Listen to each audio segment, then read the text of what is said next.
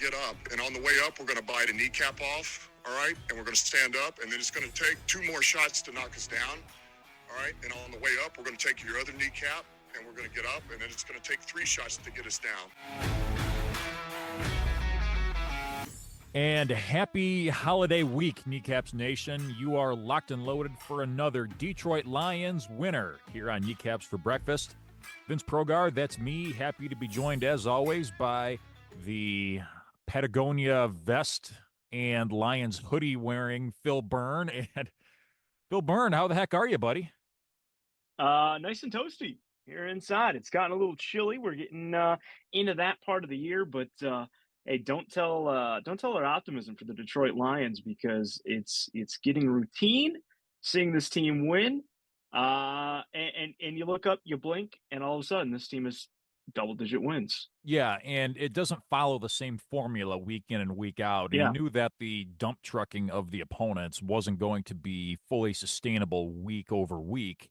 And it kind of gave the impression in the business trip that was the Lions' victory over the Indianapolis Colts over the weekend that it was almost a, no pun intended, a survival type of game. You lose numerous players that play significant roles to injury over the course of that game.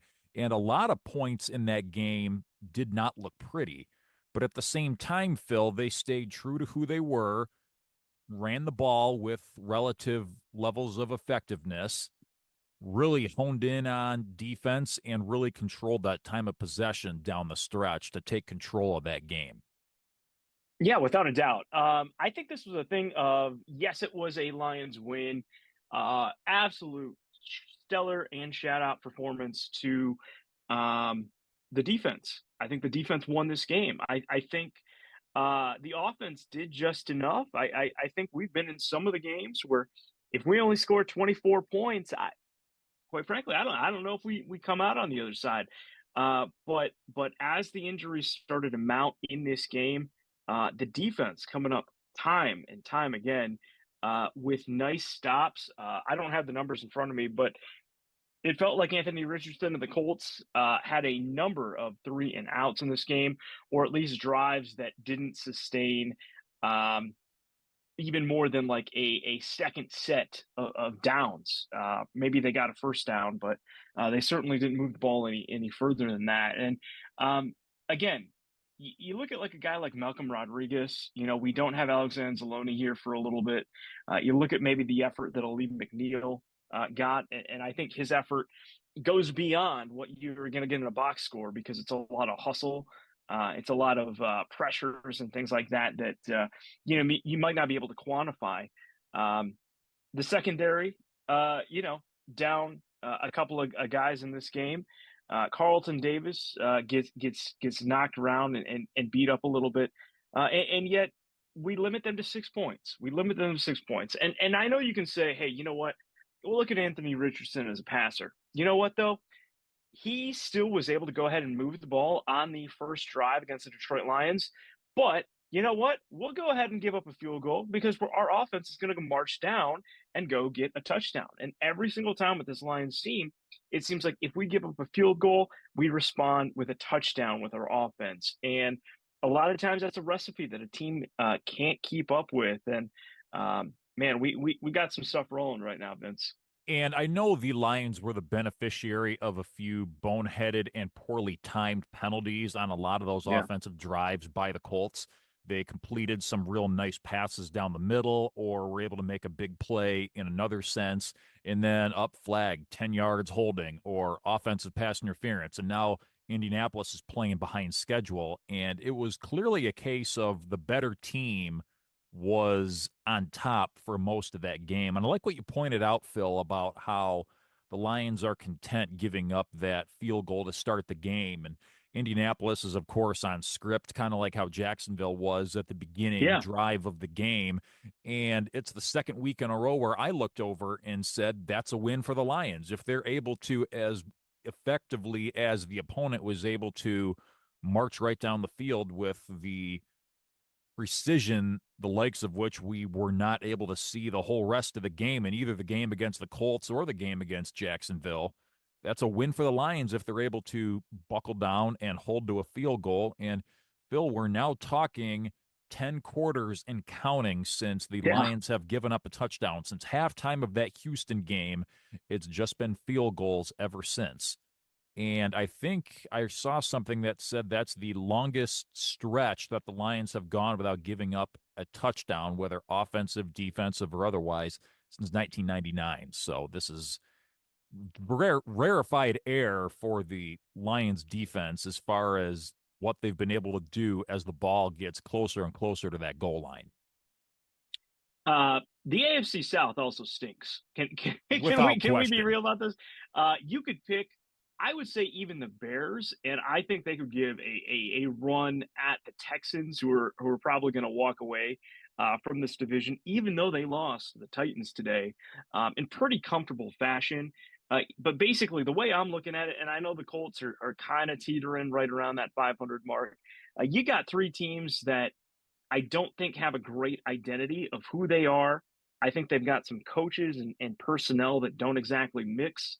And I think you maybe just have some ownership, some issues there where they just can't get it in place. So kind of strange that we've already gone through this whole division and we've only played one game in our own division. But man, is there a stark contrast between our division and that division. Colts, I know they've been good in the past, but Andrew Luck isn't walking through that door. Peyton Manning and all those teams obviously isn't walking through that door. I don't know exactly what they do with this team, and that's a concern for them. We're going to go out of there. It was Ford Field South, Jared Goff chance galore. It was kind of hard to tell on TV again, the crowd The blue factor on that we blue. had. Yeah, because obviously our colors and their colors are fairly similar. But again, great showing, at least from an audio standpoint, from the Lions faithful that made it down there. But hey, you know what? We'll pick this up, and now for the first time in team history, the Lions have consecutive seasons of at least 10 plus wins, which is pretty crazy to think about because I know in the 90s we had a couple of years, obviously, where we were getting into 10 digit wins or double digit wins. And obviously the years with Stafford and Calvin Johnson, but we could never follow it up. We could never follow it up. This team now that we're looking at, again, we'll say it, we're a broken record, model of consistency. I think it's pretty easy to see even the script, with how we're going to do things offensively. It's working, and there's no signs of it slowing down. The biggest thing that I can see is just thank God we didn't get any more injuries in this game moving forward, because we are looking a little banged up heading into this game against the Bears in just a couple days. And we'll get into those injuries in greater depth as we continue to break down the matchup against the Colts. But as we wrap up our first bites here, Phil, let's give out some game balls today. Who do you think is deserving of the Phil Byrne game ball for the Detroit Lions? I'm going to give it out to Jameson Williams. I'm going to give it out to Jameson Williams because I think in a game like this, yes, he didn't kind of just blow out the stat sheet or anything like that, but you could tell his presence out there was giving the Indianapolis Colts defense fits all day long. He continues to make very tough physical contested catches. And, when we have to rely upon one running back, basically because Montgomery left early, he's still coming up with big blocks downfield. So, I kind of touched on a couple of guys on defense, making their presence known, maybe outside of the box score a little bit there. But, we know about his off-field, issues that he's had and things like that. But he continues to, in my opinion at least, still have a pretty standout season. Today was no exception as well. Just being really, really consistent and knowing that, if Goff's going to throw his way, there's a good chance he's going to at least make a play on the ball. This might be a little outside the box for a game ball selection, but I'm going to go with DJ Reader. And Okay. here's why. Once again, the Lions continue to not allow a 100-yard rusher. and Anthony Richardson kind of broke outside and picked up a few big plays with his legs. Jonathan Taylor was a non-factor in this game, and he's a guy that Hmm. can bruise you for 20, 25 carries a game, can easily go over 100 yards. This more or less kind of speaks also to his body of work over the season. When's the last time you heard that DJ Reader missed an assignment or couldn't quite do what he needed to do? And you're seeing Aleem now be more active as far as trying to get to the Hmm. quarterback. Why is that? Because you can trust DJ Reader to hold down the fort right on the Yeah. line, taking one or two guys at a time. And now McNeil's able to put on some spin moves and try and create some pressure. And that's only because you got one guy that says, "Hey, I got this. You go do what you got to do." And so maybe this more speaks to his body of work over the course of the season. But I think once again, Indianapolis could not get anything going in their run game. Obviously, with Shane Steichen and his roots to the Philadelphia Eagles, a run first offense, I believe they want to kind of be what the Lions are. They want to be a run the ball type of offense and allow that to set up opportunities in the passing game. And once again, based on what the Lions front line up the middle did not allow them to do, set the tone for how the afternoon went. And now you've got Indianapolis on their heels because the Lions offense did just enough to keep things just a hair out of reach. Now on offense, Indianapolis is pressing a little bit. And I think a tip of the cap to DJ Reader is definitely necessary.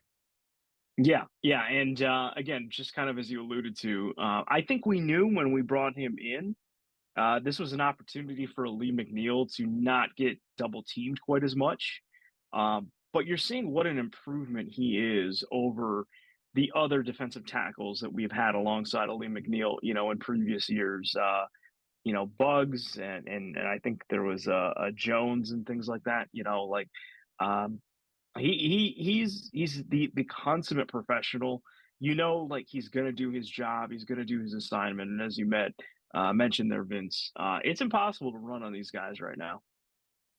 I will say though, Phil, I think Benito Jones probably holds the edge as far as being better dressed prior to games. The off the bus Yeah, pictures or whatever that would pop up on social media, I think Benito Jones had the edge over DJ Reader there, hands down. I, But I I I couldn't think of his first name. I was like, I know it's something with a B, but yeah, you got it, Benito Jones. Yeah, Benito and Bugs, the old guard from the yeah, interior of the defensive line.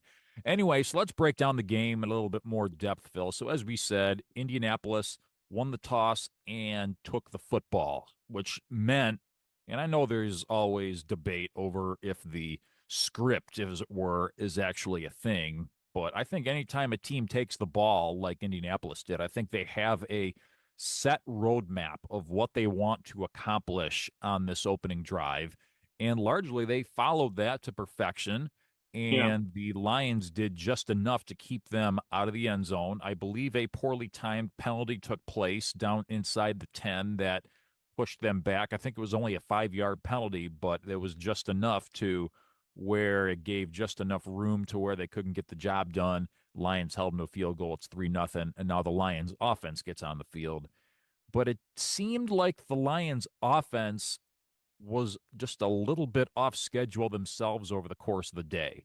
And even though they were able to get the lead in the second quarter to go up 7-3 after being blanked in the first quarter, and they were able to make a few plays when they needed to, it seemed like something wasn't quite right with the offense against the yeah. Colts. What do you attribute that to? I know they're not going to be able to do what they did again the Jacksonville game every single game. No one disputes that, but why would you say they may have looked just a step behind in the game against the Colts?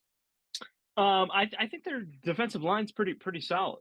I think they've got some guys in there that give some matchup issues and things like that. And um, I mean, I think the run game was solid today. And it did what it needed to. But um, against some of these other teams, we've had a couple of 20, 25 plus yard runs. And that really wasn't the case today for what we were seeing. So I think very much like the Lions, I think they did a pretty solid job of taken away kind of the big threat on the ground that we can offer a little bit. Um, so I think they did enough to um, kill off a couple of drives that we tried to start. I know in the second half, at least, we had, I think, in the third quarter, I want to say, two back-to-back three and outs that our offense had. So I think that their defensive line kind of gave us a little bit of fits.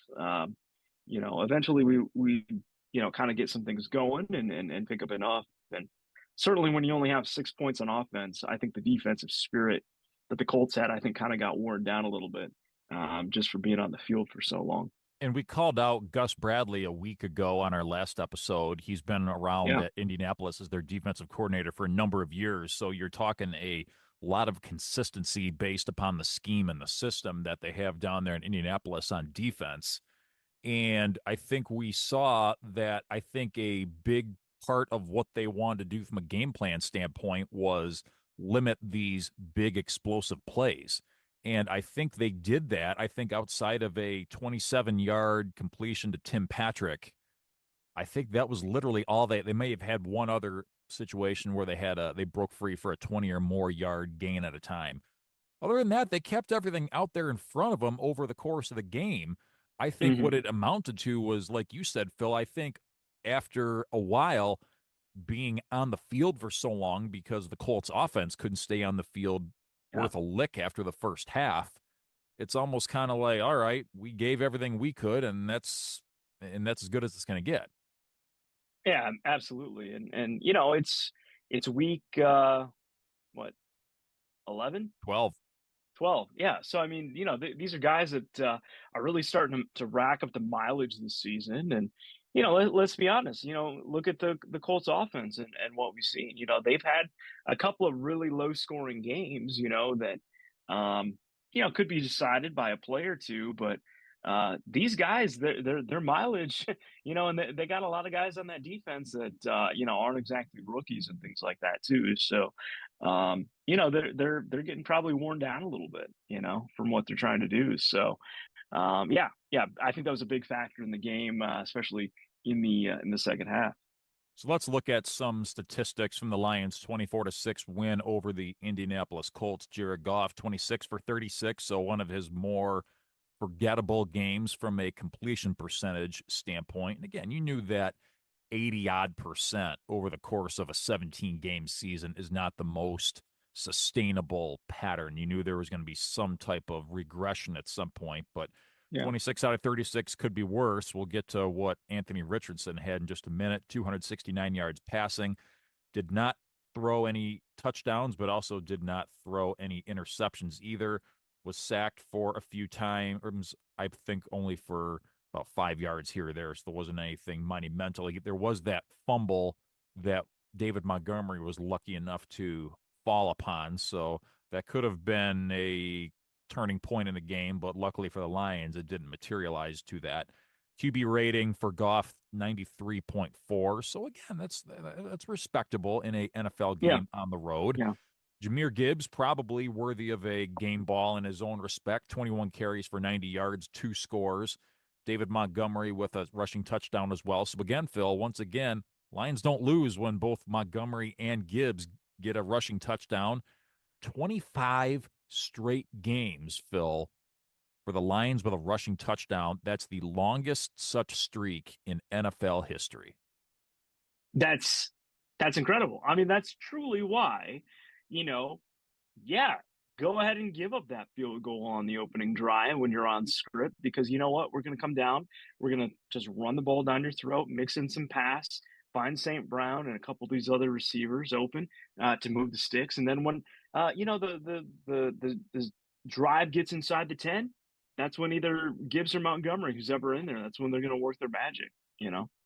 Anthony Richardson on the other side, 11 out of 28. So again, his completion percentage has been off for the majority of the season. I think as he continues to grow and develop as a quarterback, I'm sure that's the accuracy is going to get there in time. Definitely a Yeah. talented young man, but he still has a ways to go. 172 yards passing.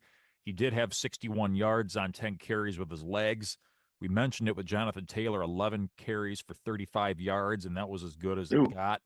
Michael Pittman, the leading receiver on the day for either team, 6 catches for 96 yards. And again, no touchdowns given up by the Lions defense. And it was a game that the defense had to go out there and win in a different way than what they've had. The Lions were the only team in the NFL to have recorded a interception in every game so far this season. That was not the case. The Colts did not turn the ball over.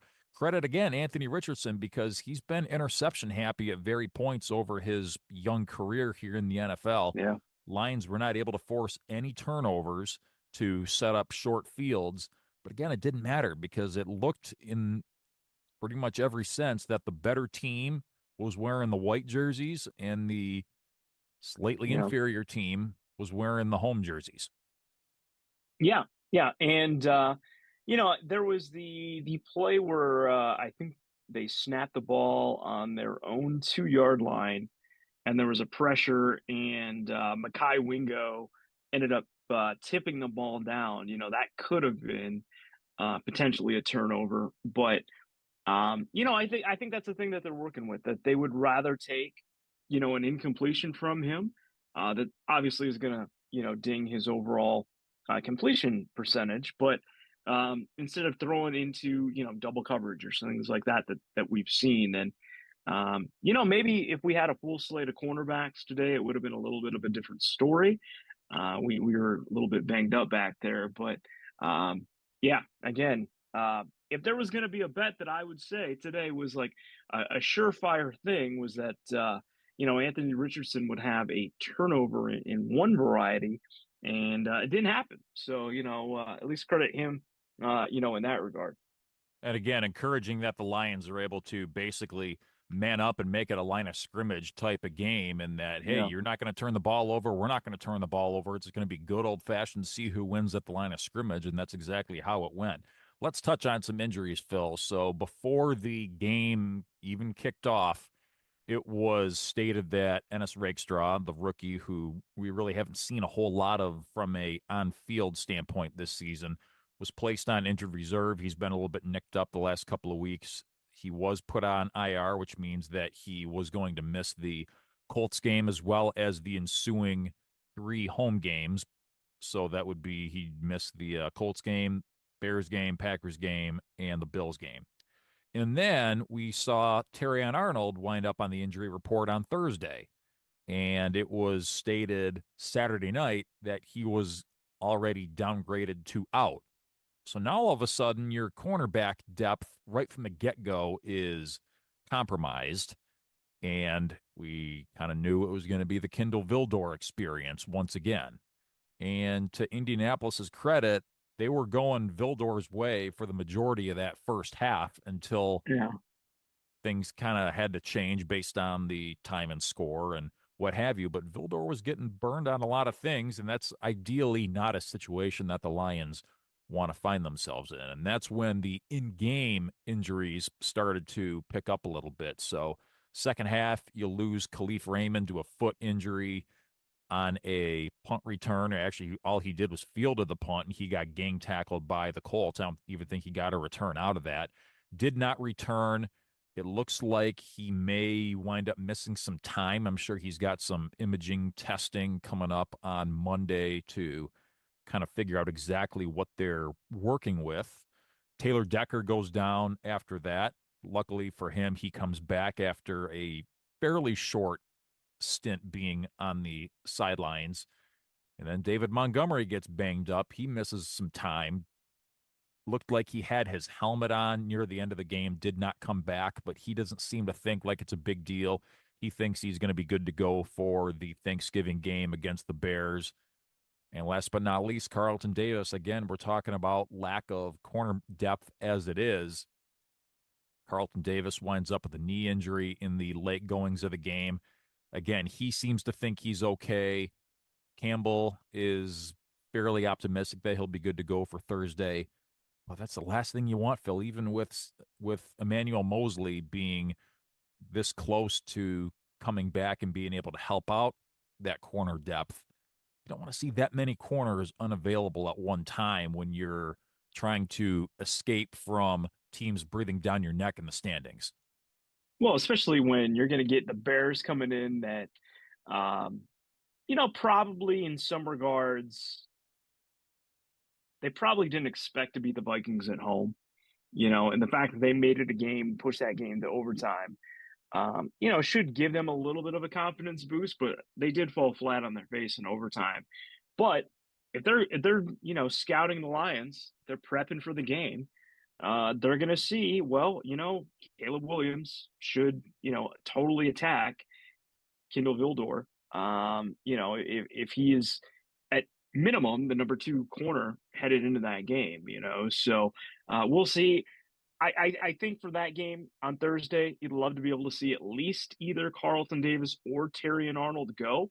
Maybe you don't need both of them, and you can kind of throw Mosley and maybe elevate Anik Robertson a little bit there. But that was a pretty bad look a couple times there where I thought the Colts were going to start to get a little bit of momentum because opposite Vildor they had Khalil Dorsey, who is pretty much at most a special teamer, kind of kick return kind of guy. So, yeah, our depth is getting really pushed right there, for the time being. And, we've already been, kind of banged up in other spots here on defense too. So, again, credit Aaron Glenn, in this defense. We're still kind of fighting through all the adversity, limiting the Colts to 6 points. And, I think it's probably going to be a meme at this point. But if you haven't already seen it, the part of Aaron Glenn just sitting on the sideline looking like he was in like a lazy boy or some sort of recliner and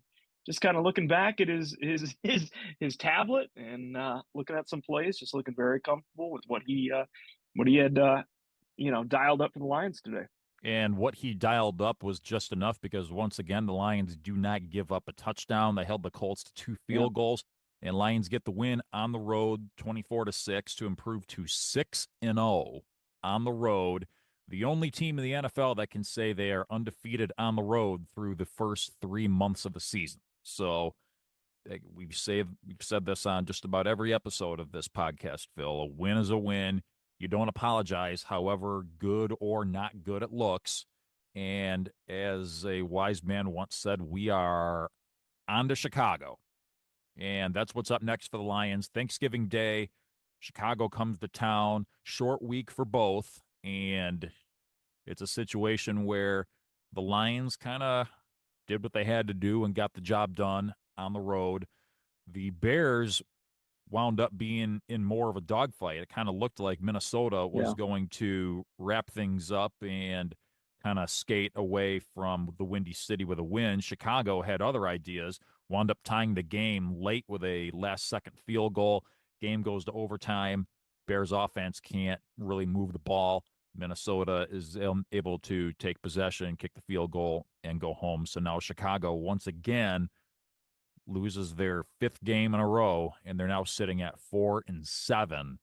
Now, the Bears, the last time they were at Ford Field, held the lead for the majority of that game, and it took a Herculean effort by the Lions to come back and, let's call it what it is, steal one. And then in the return visit to Soldier Field in December, the Lions offense did not look good by any stretch. The Bears wound up winning that game at Soldier Field to split the season series last season. So, Phil, we know what the Lions are capable of.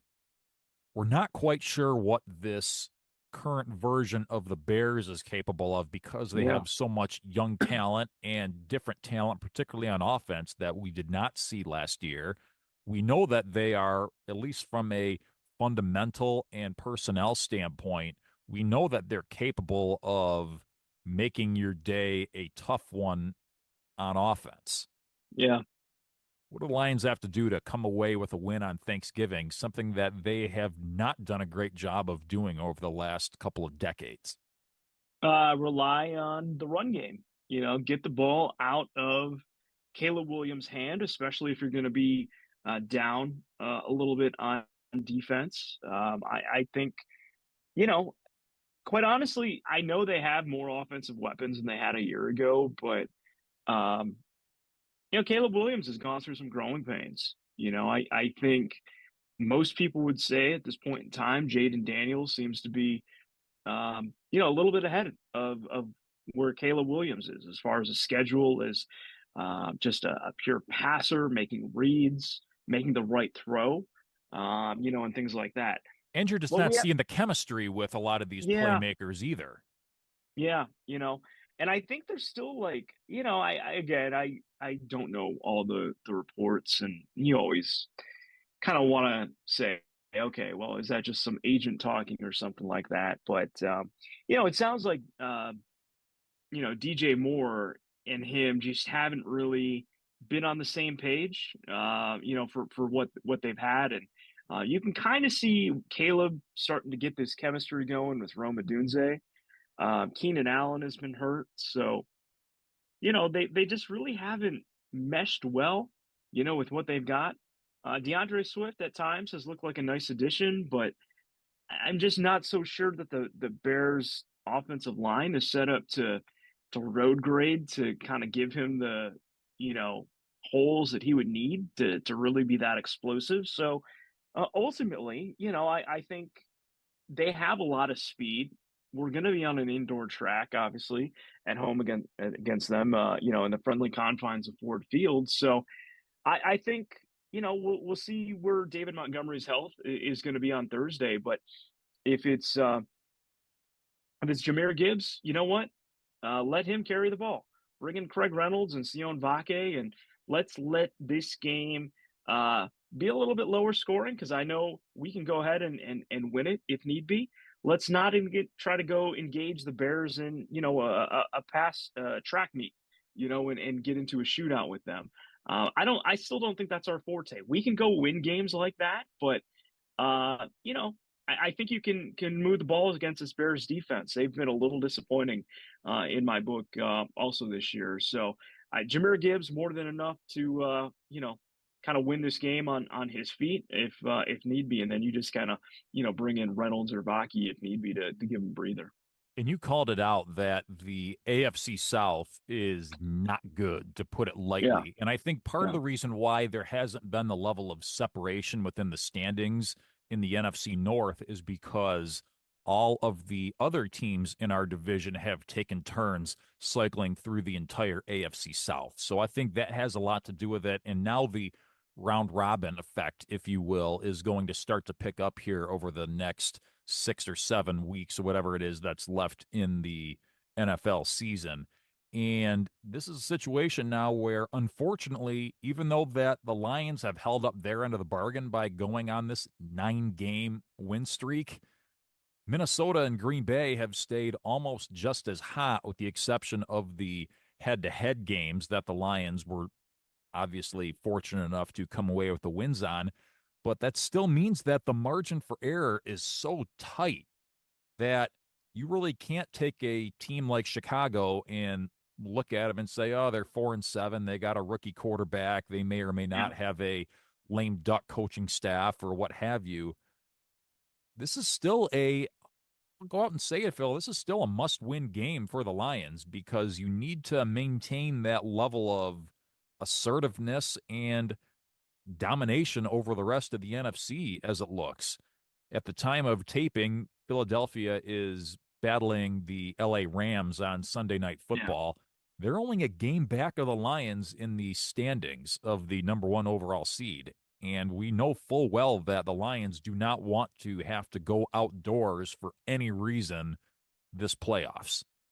So this game coming up on Thanksgiving Day against the Bears is just about as big and important of a game as the Lions are going to have on their schedule. And I like to think they're going to be ready for it. I think that's how they're coached, and that's the mindset that the team has been trained to carry from week to week. I just hope that they know what the assignment is on short rest and go out and take care of business. Yeah, and I think this is a team that has shown us over this length of time now that they can go ahead and take this business. But for some reason, I think we all kind of acknowledge him now as probably the best offensive coordinator in the game.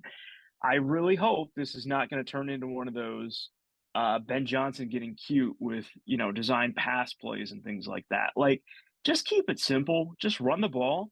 I would love to see Laporta get a little bit more involved. Hopefully, he's getting a little healthier here. Pretty dismal season, quite honestly, to this point.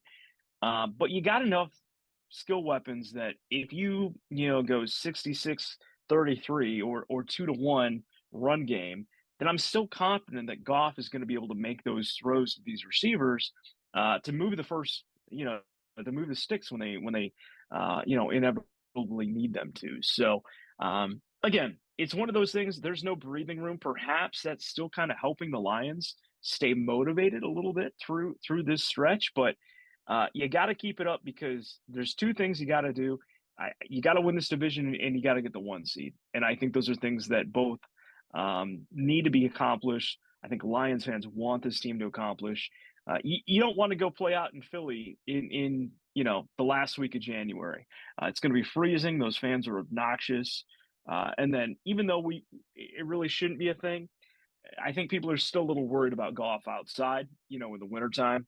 It really, I think I've seen enough to dispel that now, but you just never know. You never know. But there's still a lot to play for, and you can't look at the Bears and their record and looking past them. You're listening to this episode of Kneecaps for Breakfast. Vince Progar and Phil Byrne along with you. Lions 24-6 winners over the Indianapolis Colts to improve to 10-1 on the season. Good for the best record in the NFC. Tied for the best record in the NFL with the Kansas City Chiefs, who also sit at 10-1. And as we just mentioned, next up on the docket for the Lions is a big game against the Chicago Bears in division on Thanksgiving. Now, Phil, you've been going to Lions games for years and years and years, both with yourself as a season ticket holder and your father as a longtime season ticket holder. So therefore, you've been to numerous Thanksgiving affairs, whether it's at Ford Field or the Silverdome or what have you. And what I want to know is what has been the most memorable Thanksgiving Lions experience for you? It doesn't necessarily have to be one that ended in a win, but what's been the most memorable Thanksgiving game for you over your time going to Lions games? So believe it or not, I've only been to 2 games on Thanksgiving. Every other one we have always sold or given to a family friend or something like that. So went to one that I remember in the Silverdome. We were playing the Buffalo Bills, and they had Jim Kelly and Thurman Thomas, and I was pretty young, so I want to say this is like 95 or so. And I just remember as a kid thinking this game was a massive deal because it was Thanksgiving. It was Barry Sanders and Herman Moore and that fun, fast-paced offense that the Lions had at the time. Didn't really have much of a defense. I want to say Chris Spielman was still on the team. I think it was his final year in Detroit. But the Buffalo Bills, even though they would not make the Super Bowl out of the AFC that year, still very much among the NFL elite, and it just felt like it was a really, really big game. And I want to say the Lions did win it. I couldn't tell you much more than that. I know Barry had a couple of nice runs from what I remember. But again, we're talking probably 29 years ago. So exactly trying to remember how that went, especially when I was really young at the time too. Pretty hard to do. The other one, I remember seeing the Lions and the Titans at Ford Field, and we were not very good at the time. 2006, that would have been, right? Yeah, Lendale White, I want to say, had a absolute field day against us, and I want to say he was Chris Johnson. That sounds about right. Or maybe they had another running back at the time. And this was a team that at that time the Titans were among the better teams in the AFC. Could certainly run the ball very, very effectively, and it just seemed like they had a lot more pieces than the Lions, and it was a runaway. Like The game was not even close. And again, it was one of those uh, forgotten years at Ford Field, and I can't remember exactly why we went to it, um, but it really wasn't that much fun to watch in person. And see, I learned something today, Phil. I had no idea that in all the years you've been going to Lions games, you've only been to 2 Thanksgiving games. Are you going to be in attendance this Thursday? It's the million No, dollar question. no, no. We were able to sell our tickets, and quite frankly, we've seen the invoice for what we have to pay for playoff tickets, and Whoa, Nelly. if this team is as good as we think we can be, it's pretty hefty. It's Yeah. pretty hefty. But obviously, if we can have an NFC Championship game at home, and I know that's a very much cart before the horse kind of thing. Um, you just never know with how crazy the NFL is when you'd get that opportunity again. So pretty much have to sell this one to kind of contribute towards that a little bit. Don't hate the hustle, no doubt about it. Let's take a look at the other game that took place in the NFC North. We already mentioned the Vikings and the Bears showdown from Sunday. The 49ers traveled to the Green Bay Packers in America's Game of the Week on Fox. And we also had some injuries to report for San Francisco. No Brock Purdy, no Nick Bosa. It was a toss up as to whether George Kittle was going to play. And that game went about the way you would expect to, a 38-10 beatdown by the Packers. So now the Packers still remain 2 games back from the Lions from a wins and loss standpoint. 49ers now fall to 5-6 on the season, so it's definitely starting to look like a lost season. Obviously, anything can happen in the NFC West because things are still pretty jumbled together at this point, but not the first 3 months of the season that San Francisco wanted to put up through 11 games. No, absolutely not. And as we get further along in the season, we already mentioned this about how Vikings and Packers are a little bit like Michael Myers, chasing the Lions here, where they just won't go away. They're just staying around.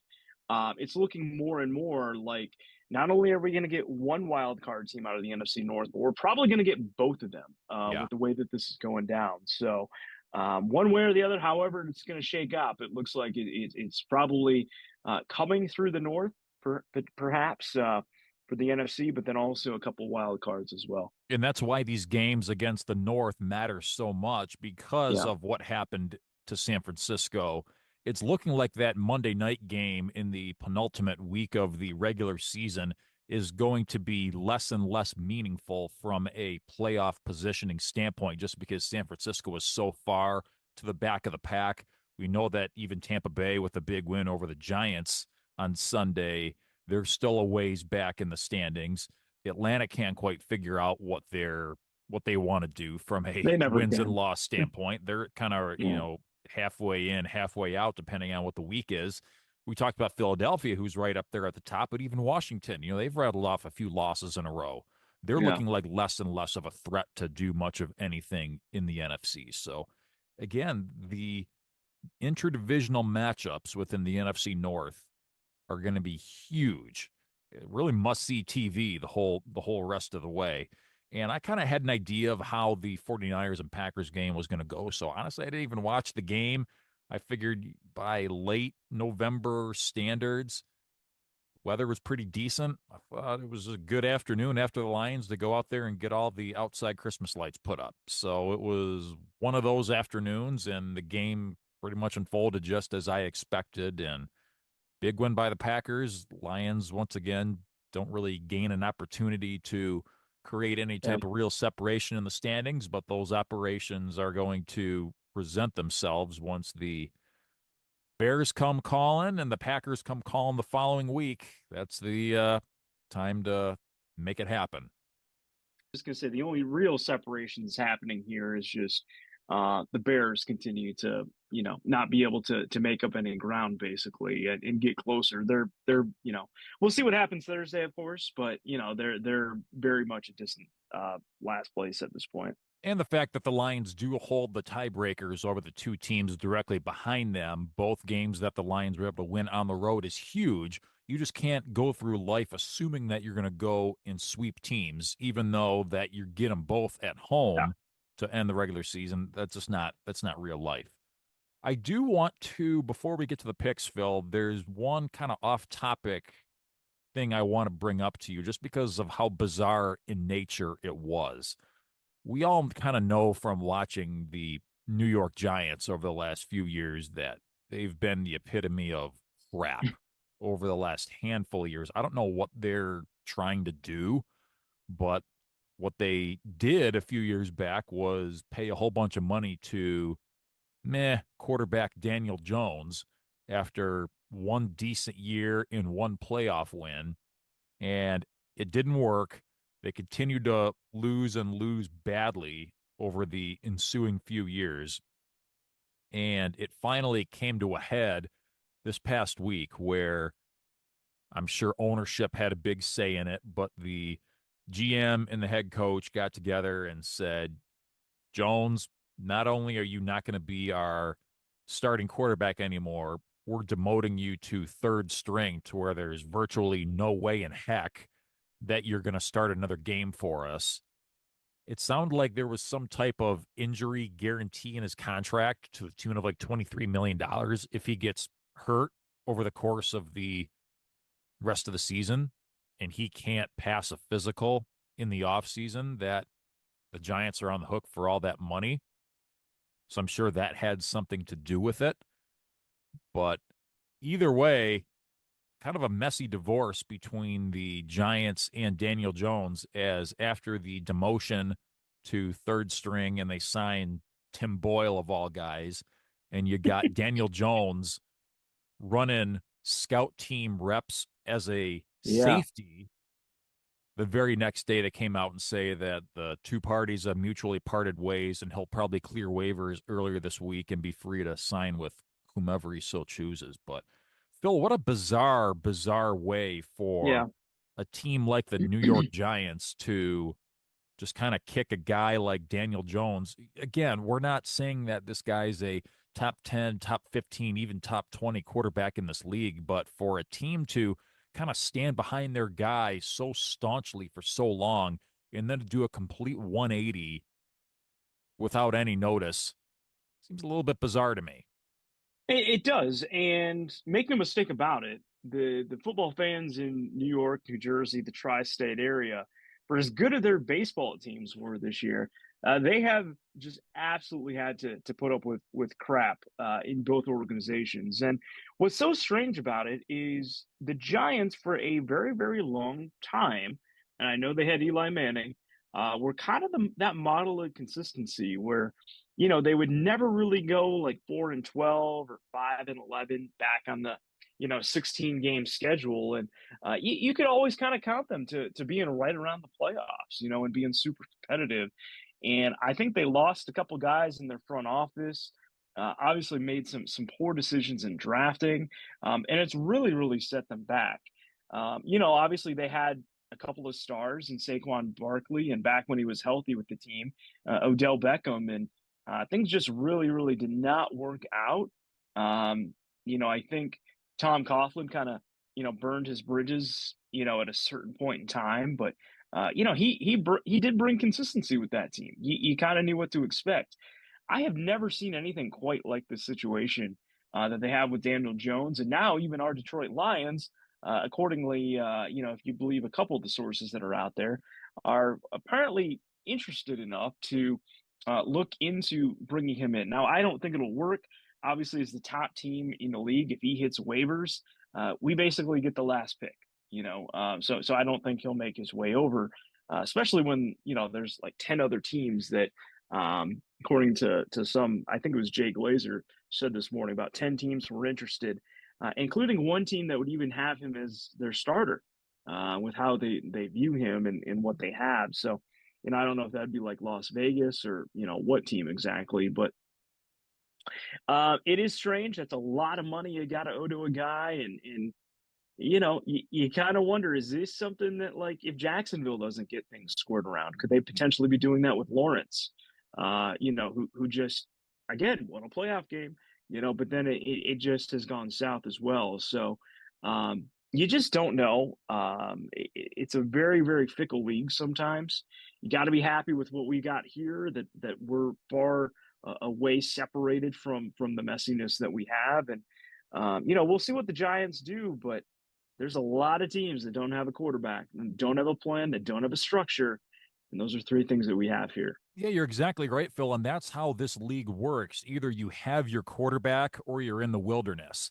And I think the Giants, after the retirement of Eli Manning, kind of were maybe a little bit too aggressive on trying to make sure they had their quarterback. I think that was a Dave Gettleman selection, if I'm not mistaken, drafting him sixth Yeah, overall out of Duke. And that kind of puzzled a lot of yeah, quote unquote smart people within league circles, and then to double down and pay him at the first hint of any type of real success, again, kind of head scratching as well. So I guess some people wouldn't be too surprised that it just didn't work out between the Giants and Daniel Jones. But nonetheless, that's where we are, and you move on and see what happens next.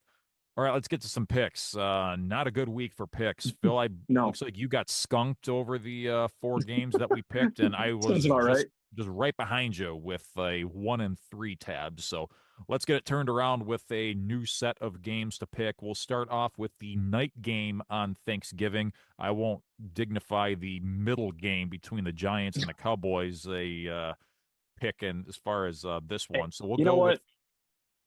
Good for Cooper Rush today, by the way. That team winning. We are, of course, two Central grads. I'm going to support that guy right there. But as much as I love the guy, I don't think anyone is signed up to see Cooper Rush and Tommy Cutlets on Ugh. national TV. So that's what we get. I think a lot of people will be sleeping off their food coma during the course of that game. So I don't think too many people are going to be too concerned about that one. But I think we'll all be chowing down on our pumpkin pie for this one. The Miami Dolphins, who have all of a sudden rattled off a few wins in a row now that Tua Tagovailoa is back and seemingly healthy again. They are traveling into cold territory, though. The Dolphins are getting 3.5 points as they travel to Lambeau Field to take on the Packers. Yeah, I think you could move that line to 7. You can move that line to 10. I think the Packers cover. I think they're getting hot at just the right time for them. Nice little turnaround for Miami, but I think it ends at night, especially because it will be probably fairly cold for this game. So I'm going to go Packers covering easily. Yeah, that tundra is going to be pretty darn close to freezing by the time the game kicks off at 8:20 on Thursday night, and the Dolphins exemplify the don't play well in cold weather thing more than just about anybody. Give me the Packers. We don't fully know what the context behind this one is going to be because we still have the Harbaugh Bowl set to take place on Monday Night Football. But let's take a look at the LA Chargers next game. They are laying 1.5 as they travel to take on the Atlanta Falcons. Chargers at Falcons. Who you like in this AFC versus NFC matchup? I will take the Chargers. I think the NFC South, and yes, I did make a division pick before the beginning of the year. I think Tampa, having Mike Evans back, Bucky Irving is still doing some pretty good things on the ground. I think they're going to start to make up some ground on the Falcons here. I think they're going to overtake Atlanta when all is said and done. I just like the little bit more consistency that they have with that team instead of the Falcons, which we already said, you're not really quite sure what team is going to go in and day out. With the Chargers, Justin Herbert's playing some of his best football. We've seen him a very, very long time. They're running the ball well. Their defense is coming up big. I like where this Chargers team is going, and they're taking on the identity of good old Jim Harbaugh. I might be walking into a trap here, but I'm kind of taking the opposite approach to you, Phil, that I think the Falcons kind of know that they're hearing footsteps within the NFC South race. And they know that their opportunities are going to be few and far between moving forward. You have an opportunity to get a team who I think has overachieved in Yeah. year one under Jim Harbaugh. You're at home. You're forcing the Chargers to come into that 1 o'clock Eastern time slot and square off for a 60-minute football game. I think the Falcons get the job done against the Chargers. Next game on the docket, the Arizona Cardinals catching 4.5 as they travel to the Huntington Bank Stadium. I don't even know what the heck the Vikings Oh, stadium U.S. is. Bank. U.S. U.S. Bank. Bank. That's it. I'm Yeah, thinking there of we the. go. I'm thinking of Minnesota Golden Gophers Gophers. Yeah, Stadium. Yep, that's Huntington. yeah. Yep. So U.S. Bank Stadium to take on the Minnesota Vikings. Cardinals at Vikings. Who are you liking this one, Phil?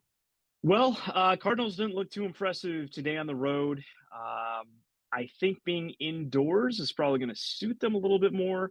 I'd love to see what the spread is as we get a little bit closer to this game. I think it will be close, but I think in the end, I think Minnesota will be able to pull away in the fourth quarter. And again, still stay on our back heels. So I'll go Minnesota in this one. Yeah, I'm with you. I think Arizona has, again, kind of like the Chargers, maybe overachieved or maybe a little bit Yeah. ahead of schedule than what we thought they were going to be. Minnesota just keeps doing just enough to stay right on the Lions' heels. And I think that continues as we move forward in the final parts of the Thanksgiving weekend. Final game on our pick segment, the Pittsburgh Steelers, fresh off a tough loss on Thursday Night Football to the Cleveland Browns, stay on the road within the division. They're catching 2.5 points as they travel to Cincinnati to take on the struggling Cincinnati Bengals. Something's got to give, Phil. A tough stretch of time for the Steelers and for the Bengals. Who's going to snap out of their little funk here? This Bengals team is one that kind of like the Falcons. I really don't know what team is showing up week in and week out. Um, I'm still not completely sold with Russell Wilson as the Steelers quarterback. I know what I'm getting from the Steelers defense. I think the Bengals defense has been a little bit less than stellar from what they've had over the last couple of years. This is a pretty big toss-up game for what we're going into. I think at the end of the day, Joe Burrow still has enough left in the tank. He's healthy, and he's going to remind people why he's a top five quarterback in this league. And I'm actually going to go ahead and pick the Bengals to get the home win against the Steelers. You and I are on the right side of it, buddy. I think that there's only so many weeks in a row where Joe Burrow can play great football and come up just a little bit short. And I think there's a lot of parallels to how it was with Stafford and the Lions all those times. You got Yeah, the stat pad for Lions years where he's putting up all these great numbers and not making any mistakes. There's just not enough complementary football within both the running game and the passing game and the offense and the defense that just hasn't been there this year for the Bengals. But I think they take advantage of the Steelers, who are suddenly on their heels a little bit after a tough loss in the weather conditions against the Cleveland Browns. Give me the Bengals to lay the 2.5. All right, Phil. So again, Bears coming up on Thanksgiving as we start the stretch run. 4 out of our next 6 games are going to take place in the friendly confines of Ford Field. This is an opportunity that you got to snatch it while it's right there in front of you, because not every team in the NFL gets to finish off with 4 out of 6 at home while you're trying to stave off a few opponents right on your heels. absolutely. And I already kind of talked on this a little bit about not going to Thanksgiving. We got the Bills coming in a couple of weeks. Right now, where my seats are at, this is not like advertising, but sure. These seats are going for about $800 a pop against the Bills. So you can't look ahead. You got to stay in the moment for what you're looking into. But you have everything you want in front of you, and you get to do it at home for the most part. I know we obviously have that trip out west against San Francisco, but they're hurting, and who knows what that team will be like when we get them. Take care of the division. It starts with Chicago. Even if we're not fully healthy or anything like that, and it's on a short week, they're hurting. They're struggling. They felt like they let one slip away against Minnesota. Did not have a good overtime session. Let's put them away.